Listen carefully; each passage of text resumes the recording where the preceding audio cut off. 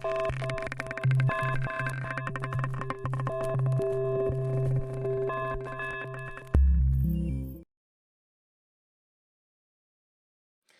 Raising Vibrations community. This is Simon today, and today's video we're going to be continuing with this Saturn Pluto Conjunction series, and we're going to be looking at part 2 of what my thoughts are around this time, looking at the nature of what we can do to move through this transition.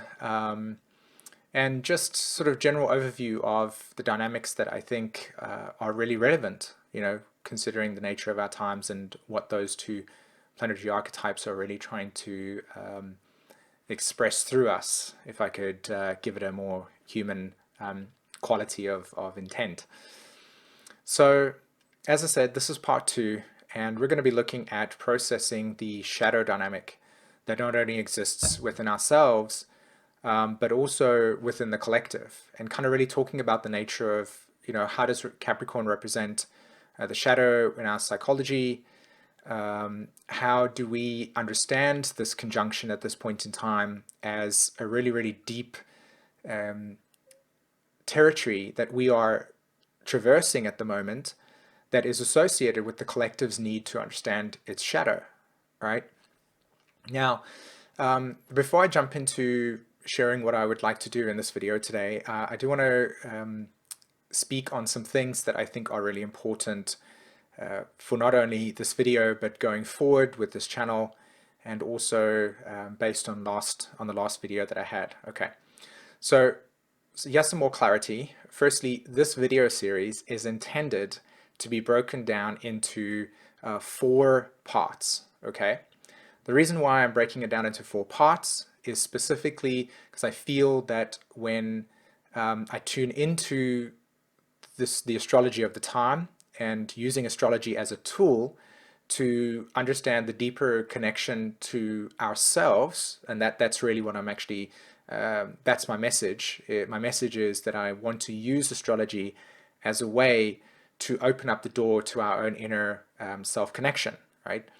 And this would be another way of saying that the feminine quality that has been disconnected through our societal framework and structure, it's not supported in that sense. It's getting there. We are becoming more aware of this process.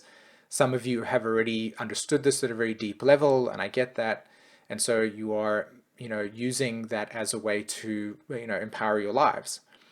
So the essence of this 4-part series is to break down into 4 categories and specifically speak to those 4 categories in its own space.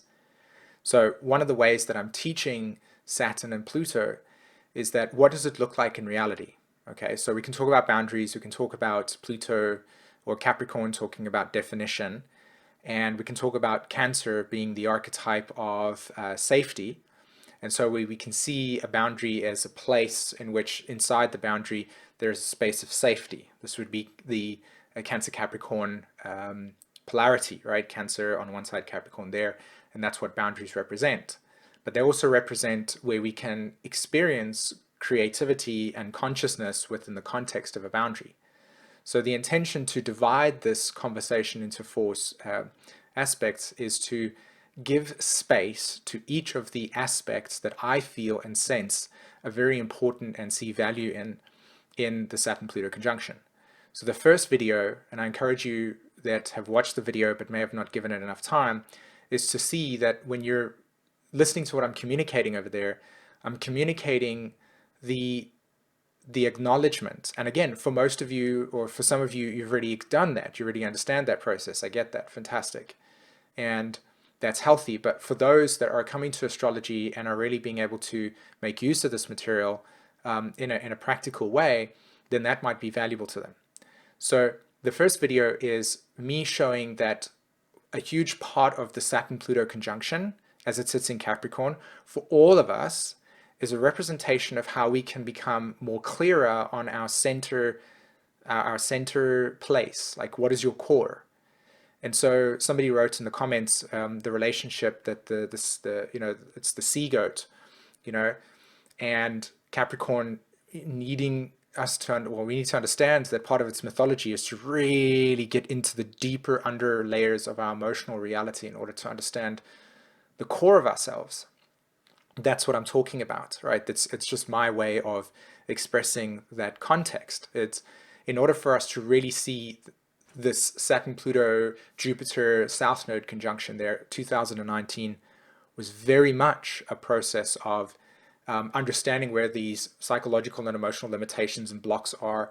And now 2020 has a lot to do with feeling into those experiences and then seeing the limitation in them.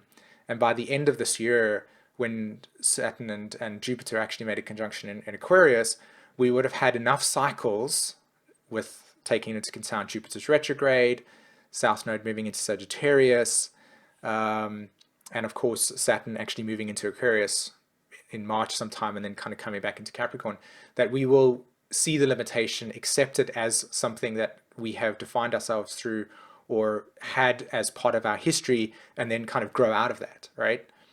So much of this Saturn-Pluto conjunction is about growing out of the mold. But in order for us to grow out of something into something that is new for us, we need to know what our core is. So the first video was more of an experiential understanding that when we psychologically orientate our lives to seeing this energy as a supportive mechanism for maturing us, and what holds us back from really stepping into our true selves, you know, as I said, I talked about a lot of carrying weight and shouldering things that belong to the past.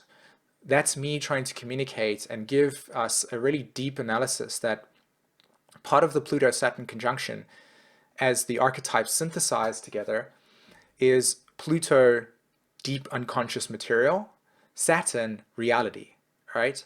So how are we being able to expose the deep unconscious reality that we all face at this point in time, and how are we very present with it, and how do we traverse and how do we move through this terrain? So in today, part 2, as much as there is not so much astrology, but there is, my emphasis with today's conversation is to talk about the nature of how we are psychologically how we psychologically define our reality through these signs that I've just highlighted over here, and how it's important to not only step into observing your own psychological orientation to the nature of your reality, but how you can use this energy at the moment and work with it to purge out and recognize, firstly recognize, and then if you wish to, purge out the patterns of limitations that are present with you, like to observe them, okay? Part 3, and this is me giving very clear indication, part 3 is looking at astrology and the effects, or not the effects, but how that has shaped and influenced our societal construct. So me kind of like really showing what the Saturn-Pluto is about, because of course there's this very strong connection to the last time that Saturn-Pluto had a conjunction, which I have natally in my own personal chart, and thinking about the time and when it was in Libra, and how that kind of arc of 29 degrees between Pluto and Saturn manifested itself, as in the square, and what that means for us in a societal way. Like, what is the importance of being initiated into a more mature psychological state? Where are you able to find more structure in your life? Okay, so Saturn, Pluto in Capricorn speaks to all of us within our natal charts individually, wherever it lands in your chart. Where can you become more structured, right? So looking at the social dynamics that are associated with it. So how is society representing the fall of structure, and how are we reestablishing new structure? And then part 4 will be another psychological and astrological synthesis of the way that we can understand things changing, right? So this is kind of me, deeply diving into bringing all of these 3 components together and what it looks like going forward for the year with Saturn Pluto, okay? So today, my focus is on part 2, and it's talking about Saturn Pluto conjunction and processing individual and collective shadow. So why do I associate the shadow with the Pluto-Saturn conjunction, and why also Capricorn, that whole stellium in Capricorn reflecting, and why do I associate it with shadow? And the reason for this is very, very simple. Okay. Well, if we had to observe, or if we had to define this more masculine process, if we had to define the context of shadow, there are many different interpretations from Jung's original process to other people's perceptions. The one I'm going to go with is a kind of reflection of the intention of Jung, Carl Jung, and of course Debbie Ford as well, and some other work that has been really important to me. And so we're looking at an aspect of our persona. So there's a personality trait that we have within ourselves that likes to observe other people's behaviors, and when we look at that other person's behavior, we feel disgust. We feel a sense of irritation. We feel a sense of, that's not a quality that I would do, and so therefore that person should, we judge that person. Now, judgment is an archetype that is associated with Capricorn, okay? Because we are literally creating a boundary between not only our sense of self around that, but also the experience outside of ourselves.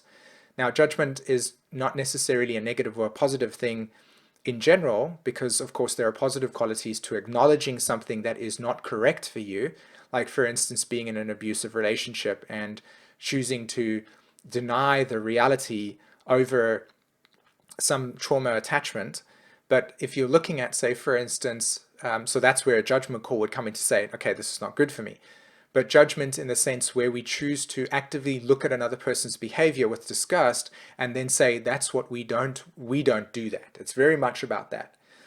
And so that's the Capricorn. We define that reality, right? This the shadowed part.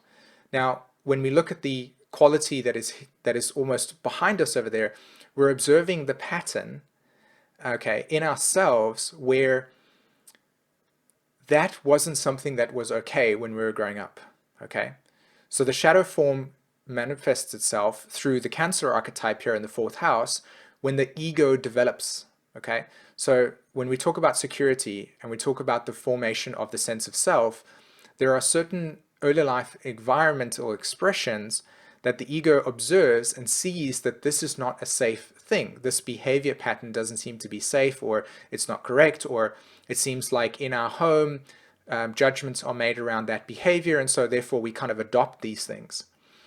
So what happens is that we form individual judgment dynamics within ourselves, and this is very much where Saturn sits in your chart. So wherever you've got Saturn in your chart at the moment, you know that there is a quality held in that Saturn in its shadow form where we will hold judgments and reservations about people's actions and choices because it tells us something about ourselves, right? So Saturn's really trying to show us where there are parts of our personality that we've put into a little cupboard and we've identified at a very young age, because we couldn't really process it through, that this pattern of behavior is something that's negative, and so therefore it becomes a negative charge associated with that. Now this begins to bleed into the collective shadow, where now we have Pluto, Saturn, South Node, Jupiter, all moving through that whole entire area over there, and what we see very clearly is the collective shadow that is held within each movement. Okay, so like for instance, if you look at the political sphere, you would observe that there is a shadow dynamic held within the left, and you would see that there would be a shadow dynamic that is held in the right.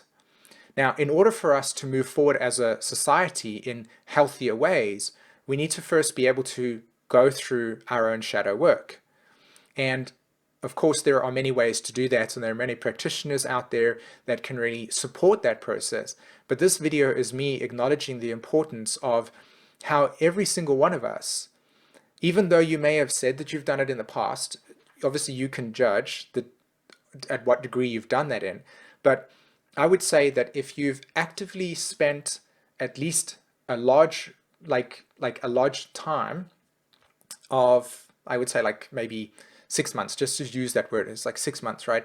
6 months actively understanding the shadow dynamics that within inside of yourself, and being able to iron out and re-engage those parts of the persona that have been pushed back, that have said, no, you're not allowed to exist. Because there's, by the way, there's some amazingly profound and positive quality traits that we all have in our shadow as well. It's not just all negative. It's just that we've put parts of ourselves away and aside to meet social conditioning or expectations or ways of being in the world. So this Saturn-Pluto theme, along with the dynamic of Jupiter over there and the South Node, especially in 2019, we got to really see these things. This is all present for us. And so we get an opportunity with the Saturn-Pluto to really come into our awareness, not only of our subconscious, but also the capacity to bring it to the surface and look at some aspects of ourselves that prevent us from feeling empowered. Remember that the Capricorn archetype itself is also the archetype of self-mastery. In order for us to master ourselves, we need to look at all facets of our psychological and emotional makeup in order to be able to understand not only what the soul is trying to say, but also how we can orientate this personality to the soul's expression. In other words, like for instance, I'll just use my own example. So my Saturn, Pluto, Jupiter, South Node all lands in my 12th house, okay? And for all of us, as I said, we're all having this kind of conjunction land somewhere in our chart. Now, for all of the readings that I've done, for the people with, currently right now, 2019 and 2020 so far, what I've noticed very clearly is that wherever that conjunction lands in your chart, you will know that there is a theme in your chart in which the pattern cannot continue. So Saturn, Pluto, what cannot continue going forward? What has reached the limitation? What has reached the end of the cycle? Or in another way, the train is going forward like this and the tracks have literally stopped. There's a cavern over here. There's like a whole entire huge gaping hole in which if you went further than that, it would just like fall into the abyss, right? We're all reaching a limit. We've all reached a limit. And the way that you can know that that limit exists is the Saturn-Pluto conjunction is shared. Hey, by the way, here's where you no longer are going to go forward, and it feels like a limitation. Even astrology to me has felt like a limitation in terms of language. Like one of the ways in which I can identify that is I really paid attention to, okay, so you go into a chart, you talk about certain ways that this shows up, but the language itself still, it doesn't bring us into the heart. Like when do we communicate from this place? When do we really acknowledge what is really real for us? Again, another theme that's associated with the Capricorn archetype, Pluto Capricorn. When can you be real with what you're feeling in this moment? Okay. And how many times do we have that space to be able to do that? And of course, we live in a world where there's a tremendous amount of distortion still, so it's not possible to do that all the time. I get that. I've tried, and I know you've tried, and you can get really like affected by those types of things. So there is still kind of a phase in our collective evolution where we're trying to find where that boundary is. And I think it's kind of becoming more and more available for us to acknowledge that space. But now is a time in which we really can see that. We can see the importance of this absolute necessity for becoming incredibly real with things, right? So this dynamic of understanding this pattern in ourselves, as I said, it lands in my 12th house. So I've noticed that one of the big things for me is that as things have materialized in my life up until this point in time, I've really become aware of the importance of surrender. And I don't mean this in the sense of just like lie back and go like, oh, okay, I can just not, like, I have no intention, there's no meaning to things, just sit here and watch it. I don't mean it like that. I mean more that there seems to be things that were very real for me, okay, that were very sort of like, they were manifesting themselves in my way, that have come to a point where I've said, as much as I feel secure in that expression, I have to really understand that this is a closing cycle and there's something new coming for me, and I feel it inside of myself, but I can't really sense exactly what it looks like existentially, but I know inside of myself, and I've just got to really surrender to that. But what I also feel that's very clear is that as I surrender into that space, not only does my own self-orientation of myself identity kind of dissolve, I also notice that, well, who am I beyond that? And do I feel empowered in that space? You know? So that's the question that you want to ask yourself. Wherever this lands in your chart, where have you come to a point in your life that you have said, I can be this way, but I know that this personality trait and this expression and this way of being or this life scenario that I have just seems to be limiting to me.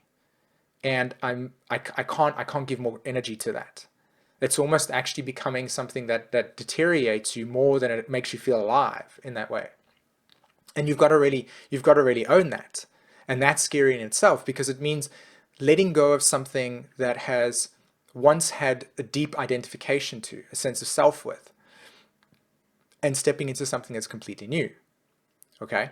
Which we don't know what it is. This new phase conjunction, because it's Saturn Pluto, these are not planets that move like are like Mercury and Venus and Mars, that move around the chart very slowly or fast. These are slow moving planets. So the formation of our new reality and the context of it is going to take a while before we actually become emotionally secure in identifying what that looks like. Now, again, as we talked about Pluto and Saturn and Capricorn as the archetypes of boundary, think about what that feels like for us as we step into this new space. And for most of us, as these boundaries and these walls start to collapse, what's going to seep out of it?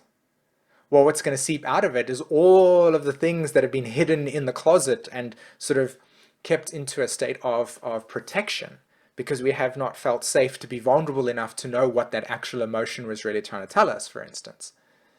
And so this is an embodiment process associated with this Pluto-Saturn theme. Wherever it lands in your chart, how you can actually have this energy not only come into your life and nurture you, but it also how it can actually experience the importance of transformation. Pluto is the deep psychological process of transformation.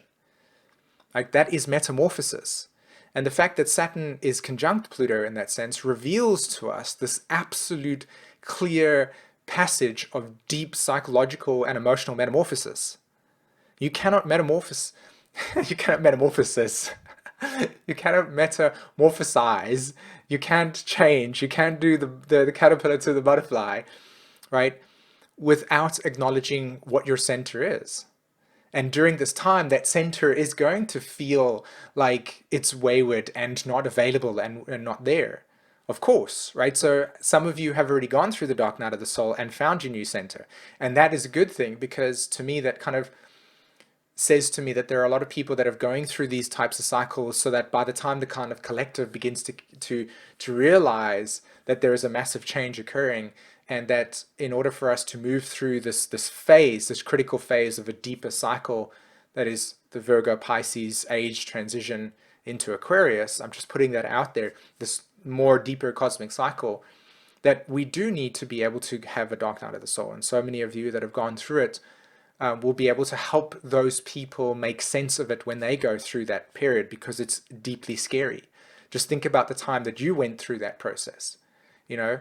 So there is another sort of essence here, that in order to move through this metamorphosis change and Saturn, we need to be able to recognize that the parts of ourselves have been put away, shadow complexes have been put away, and we have judgments that we place outwardly into the world, that we observe people and we say, oh, I don't like that, and that's that part of ourselves that we choose to. Again, we can't, it's not, it doesn't give us the opportunity to see things clearly, and we don't see it clearly ourselves, hence the word, it's the shadow. So in terms of this idea of, or not this idea, but in terms of the importance or the value in being able to not only understand the shadow work for yourself, but also then to be able to understand that once you've done that process, you can actively see it in the societal structure and realize, oh my gosh, actually, it's very present. And actually, you can see that in each movement, there is a shadow that is obviously formed, and that is necessary to acknowledge that part so that the sun, moon, or yin-yang component of holistic expression can actually be present there. Otherwise, what happens to us is that we're not being completely real, but we're observing and seeing things in reality and placing projections onto them. Of course, the psychological dynamic of projection would be where, yeah, you have Capricorn, so we see something outside of ourselves, we emotionally identify with that experience, i.e. it hangs up in another person and that emotional experience. And because we're not able to psychologically and emotionally go in and recognize it within ourselves, then what we see is we see it outside of ourselves, right? So we see that connection. So we look at the psychological state of disempowerment, Scorpio, in the other, and that leads us to the feeling of victimization. As in, we feel that sense of it's happening to us. And this is real work. I mean, this is Saturn Pluto in your face. It's like get 100% real and see yourself with every sort of aspect. Stand in the mirror and feel the parts of yourself that you don't like. And actually go, hey, I don't actually like that part of myself, but is that really truly who I am? Or is that just the part of myself that has been psychologically put into a box and have defined myself that way through a negative experience or through collective judgment, right? And that's a big part of this process. How are we becoming aware of the psychological importance of shedding the layers of self-defeating personality traits that we observe in other people and actually will say to other people, oh, by the way, you're doing that to me, as an example. Like, it doesn't empower us. It doesn't give us that space. And I know that for some of you, you already know that. And that's great. And that is another way of actually seeing not only the importance of that journey, but being able to then contribute to whoever else you're interfacing with as a messenger for this really, really important phase of self-empowerment and self-mastery. Because as we establish and form and create and build a new paradigm, the fabric of that new paradigm, Uranus and Taurus, needs to have a value structure in it that acknowledges the importance of these principles, right? So that we can find better collaboration, that we can find healthier ways in which societal expressions can exist, right? Another example of how this can show up for me personally as I observe this is like with my children, for instance. Okay, I noticed that a lot of my experience of growing up and my parents being the way that they were, like I noticed my own psychological relationship to the things that I didn't like about themselves. And then so I notice that when one of my children does something, I can actually feel, oh, okay, I'm saying to this person, don't do this, or to my child, like, don't do that. And then I go like, okay, why am I saying that? And when I feel into it, I can feel how that was not what I wanted, or what was particularly with a lot of people that have got Venus in Capricorn or South Node in Capricorn or a lot of planets in Capricorn. You'll notice that you would have grown up in a household in which there was very kind of rules and boundaries and strict definitions.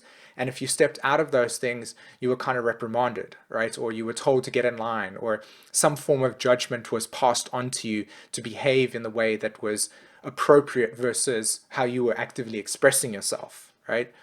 So that active expression led you to disowning that quality.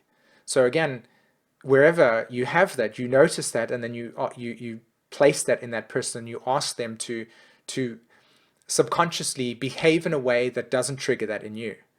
And that's something that's really important with the Saturn Pluto conjunction, is how many times a day, because I remember Jeffrey Wolf Green, I mean, this was in 2015, when I was just I was just like taking in all of his work. He talked about Pluto transit the 10th house. If you've got Pluto transiting your 10th house in a solar return, or progression, or just in a transit, notice that you will observe the nature of your judgments.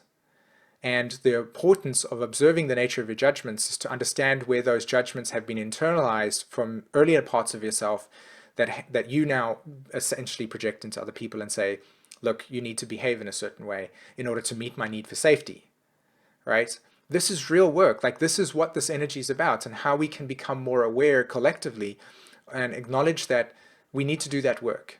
And so when we do that work, Pluto Saturn, we become aware of those layers in ourselves, and it becomes something that we are less inclined to do that for other people, and we're more inclined to hold space for other people's expression by not actually saying it's okay, but observing and differentiating their expression and judgment from your own. Okay, because a lot of the time with Saturn, Pluto, and Capricorn, there's a tremendous amount of energy right now in the collective with Saturn, Pluto purging it, this importance of actually being aware of the collective internalized judgments that we agree to. Meaning, how do we all agree to a social construct that holds a certain specific value hierarchy, and then that value hierarchy becomes the way that we then police other people? You know, how many times have you felt okay being policed by another person? The answer is not all the time. In fact, sometimes if you're in a very sort of, if you're being led in a specific way, in a very safe space, you want that kind of direction and boundary in order to feel safe. I mean, that would kind of be the masculine principle as it guides and establishes healthy boundaries in order for us to feel safe in, right? We can understand our expectations and stuff. But when we're policing other people, Pluto through Capricorn, collective transit, everybody policing each other, what tends to happen then is we notice where we are not feeling safe in ourselves and not being able to acknowledge, South Node here, the North Node in Cancer, our own insecurities and how those feelings are showing up and how we're projecting it and then holding that disempowerment in the other person through that feeling of Pisces. So the disempowerment is the Scorpio, the feeling of Pisces is the surrender or the I don't have power in this situation, or I just need to surrender to it. All of these energies right now are like really, really in our face, and we're needing to understand the importance of what we inherited, as I mentioned, and what that thread of human experience was like, but we've outgrown that process. And now we're at a stage where we're beginning to recognize the importance of new behavior patterns. And those behavior patterns have a lot to do with our own inner psychological state and how that inner psychological state influences our experience of life, particularly through feeling real and acknowledging what we are emotionally and vulnerably, and being able to then allow ourselves to become less affected by the parts of ourselves that we've disowned that are really wanting to come to the surface and become holistic. You know, it's an important quality trait. So this Saturn, the reason why I put the natural zodiac here is because these are the archetypes that are associated with not only how shadow complexes are formed, Capricorn, the judgment, the moral judgment, the Cancer archetype, the emotional charge that's associated with it, Scorpio, the actual breaking part, as in like the abandonment of the self that we choose to not express because of a need for security, or that mom and dad said it wasn't the right way to be, and so this is what we're going to do. And you've got to think about Pluto and Virgos.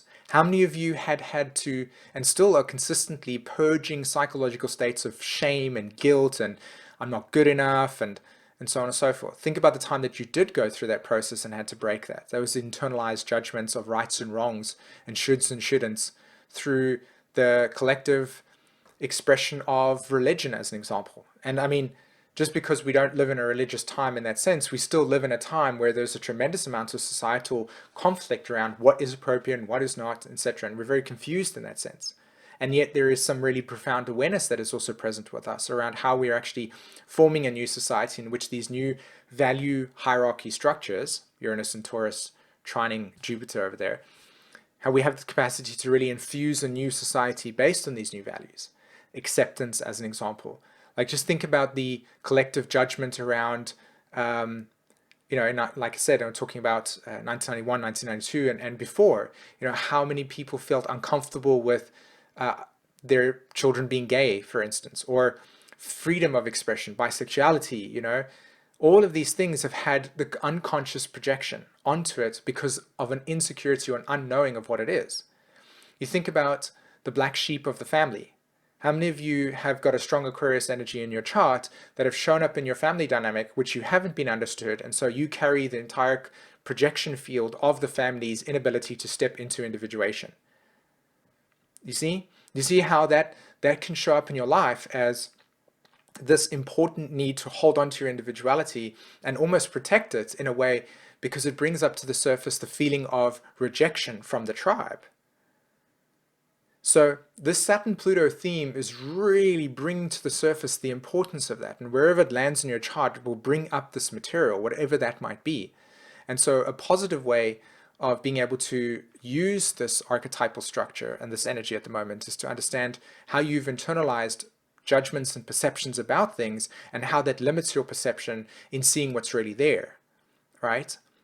And, you know, I think it's a valuable way of being able to really check in with yourself and say, as much as I feel like I know things, I might not know, and how we can consciously create space to be able to manifest conversations or experiences that hold a very deeper essence of reality in it, by not judging it based on our deeper psychological perceptions of what we think is right or wrong in that sense. So again, you can see there, you've got Chiron in Aries, it's squaring that south node there, so there's that tension that we feel in terms of this importance. And again, I talk about this in the way that, remember, Uranus moved through Aries for 7 years, and during that time we had a massive social revolution, and this Chiron transit through Aries is the ability for us to become aware of the integration process around that radical shift. Now that Uranus is in Taurus, we are establishing that societal structure in accordance with the way that we value things. So a question you could ask yourself right now is, how do I organize and structure my reality in accordance with the values in which I consider to be important? And how is that then leading to the Chiron in Aries representing a new way of being? Right? So this is a new way of being. Okay, so there's another picture that I wanted to show you, and I'm just going to turn off my camera over here. And this is Saturn Capricorn. You know how I showed you the illustration over there? This is what it looks like in reality. This is the archetypal expression of that entire thing. And if you observe, the center is the Pisces archetype, right? Right in the middle over there, that's the Pisces. It's the source. It's emanating from there. And as the source pulsates energy from its center, it starts to spiral out in that way. And as it spirals out, it manifests these ripples. And the ability to be able to know the difference between one ripple and another is the definition. It's the ridges there. That's the Capricorn archetype. And that Capricorn archetype differentiates those two, so we can actually see a boundary, and inside the boundary contains an emotional space. As in, you can see there, and you can see there, and you can see there. It's like each is a time frame. So the Saturn Pluto represents this, and the astrology now represents the unfolding of a new time frame in which we are aware of the past. So we're aware of the history of the previous cycle, which would be represented through that.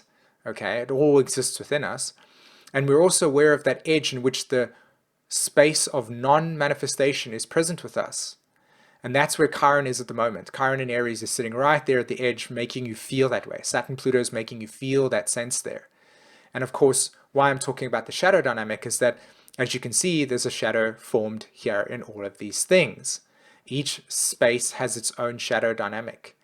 And so when we can really tap into the most recent, and the reason why, again, I'm talking about this in this way is that all of us have got and have been afflicted by the nature of the previous societal structure, in which in that societal structure there was an order of value, and that order of value held things in place, and if you acted outside of that order of value, there was a judgment that led to a personality trait inside of yourself that you needed to put aside.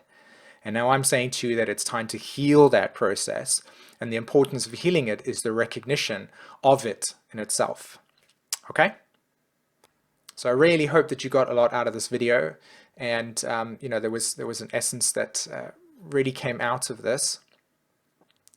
Before you go, I do want to let everybody know of something really exciting. Okay, so I'm going to skip the screen over there. Okay, now this is something that I'm really excited about, and this is an astrology immersion. Okay, from thinking to knowing. And so I just want to share with you a little bit about this. I'm going to post it in the link below. You can go read it on the website. This is an astrology immersion experience that myself and Jen have created. She's actually put this whole thing together. It's pretty amazing. And my intention is to learn through direct experience rather than mental concepts. So it's 12 weeks in which we're going to go through the journey of the 12 archetypes. And each week I'm going to give you a video, and in that video you're going to be able to digest and have an exercise to do where you're actually going to visually understand the archetype. And every 3 months or every month at the end of the month we'll have a call where we'll all get to join that call and be able to process through and share your experience and ask me some questions. And of course, there'll be a private study group as well. So I want to bring your attention to this because this is at the forefront of something that is so incredibly joyful and real for me right now. And I really hope that this sparks something of interest to you, where you get to go on this journey of really being able to know the energetic expressions and archetypes in the most truest sense for what's for you. And so that when you're using your astrology and you're experiencing your astrology, not only can you understand your chart in a very real way for yourself, but you can process through it. I mean, the possibilities of what that means for you is endless. So I'm super excited about this process, and I'm really happy to share this with you all. And I hope that this gives you something of interest. And if you want to know more about it, in the description below, there is a link to the website where you can go read more. And if you feel like you want to ask some questions more about it, please feel free to email me, and I'll be happy to help out and respond. Okay? So let me come back to this over here. I might show my screen. Thanks everybody for listening to me today. As I said, I hope that this gave you a lot of information that you can really digest, make sense of. It opens up something for you. And until part 3, have a wonderful week. Take care. Bye-bye.